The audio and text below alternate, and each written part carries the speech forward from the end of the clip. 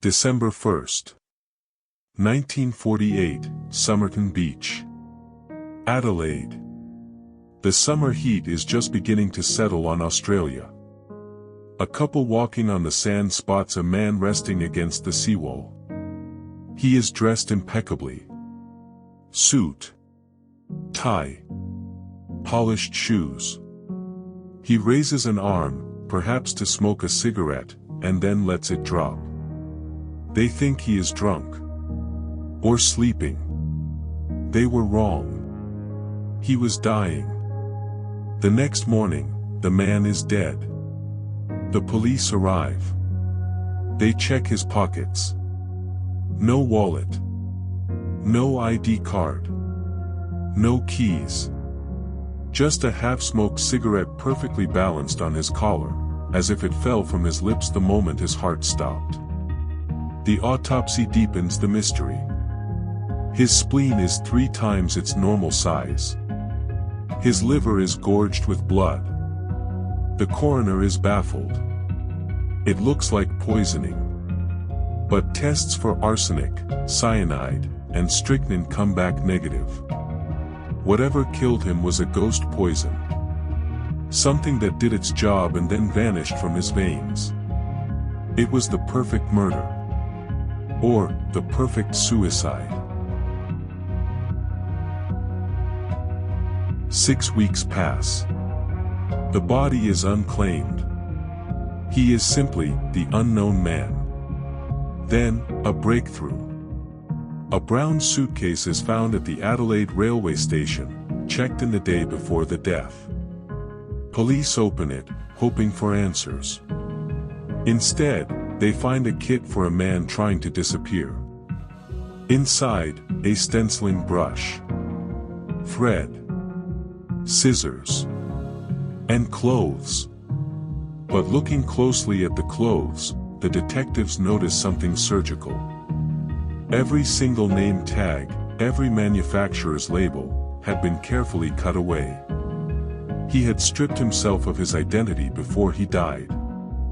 There were 3 items with a name, Keane. But police quickly realized it was a red herring. There was no missing person named Keane. Whoever this man was, he was professional. He packed tools to alter his clothes. He knew how to stencil cargo markings. He wasn't a drifter. He was an engineer, or a soldier, or a spy. He checked his past into a locker, walked to the beach, and waited for the end. Months go by. The trail is cold. A pathologist decides to re-examine the man's trousers. Deep inside a fob pocket, a secret pocket often sewn into high-end suits, he feels a lump. He pulls out a tiny, tightly rolled scrap of paper.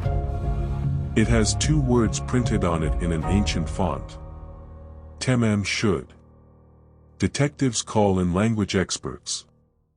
They identify the phrase. It is Persian. It means, it is finished. Or, the end. It is the final phrase from a book of 12th century poetry, the Rubaiyat of Omar Khayyam. A book about living life to the fullest because death is inevitable. Police launch a nationwide search for the specific book this scrap was torn from. Miraculously, a man steps forward. He found a copy of the Rubaiyat tossed into the back seat of his unlocked car, parked near Somerton Beach on the night of the death. The police check the last page. The words, Tamam Shud, are torn out. The paper matches perfectly. But it's what was written on the back of the book that turned this into a spy thriller. On the back cover, faint pencil markings reveal a code. 5 lines of capital letters. Rubaiyat. To this day, the NSA, the FBI, and the best codebreakers in the world have failed to crack it. Is it a one-time pad? A spy's final message? Or the gibberish of a dying mind? But below the code, was a phone number. Police traced the number to a house just 400 meters from where the body was found.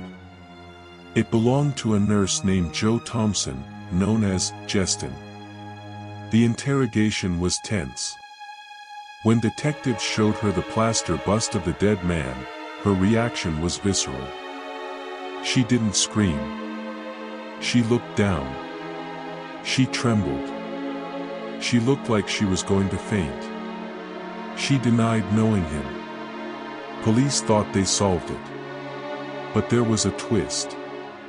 Experts later noticed that the Somerton man had a rare genetic trait: his ears had a large upper hollow.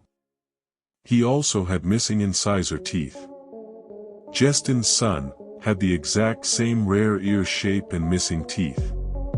The odds of this being a coincidence are millions to one. Was the Somerton man a spy coming to meet his former lover and his secret son, only to be eliminated before he could knock on her door? For 70 years, the Somerton man was a ghost. But in 2022, science finally caught up with him. Professor Derek Abbott exhaled the body and used advanced DNA sequencing on a hair found in the plaster cast. He found a match. The Somerton man was Carl Webb, an electrical engineer from Melbourne. Not a spy. An engineer. So, case closed? Not quite. Carl Webb was a man whose life was falling apart. His wife had left him. He was depressed. He liked betting on horses. But here is the lingering mystery: there is no record of Carl Webb ever being in Adelaide. No train ticket. No bus ticket. Why did an electrical engineer travel to a beach 700 kilometers away, dressed like a diplomat, to die in front of the house of a woman who almost fainted when she saw his face? Did he know Justin? Was he the father? Or was Carl Webb just another layer of the cover-up? We now have a name, Carl Webb. But a name is not a story. We still don't know who poisoned him. We don't know why he cut the labels off his clothes. We don't know why he died looking at the ocean with a poem in his pocket. Perhaps he was a man heartbroken, who simply wanted to erase himself from the world. He wanted it to be finished. He died as he lived, an enigma wrapped in a riddle. Tamam Shud. This is Dormant Files. The investigation is finished. But the mystery remains.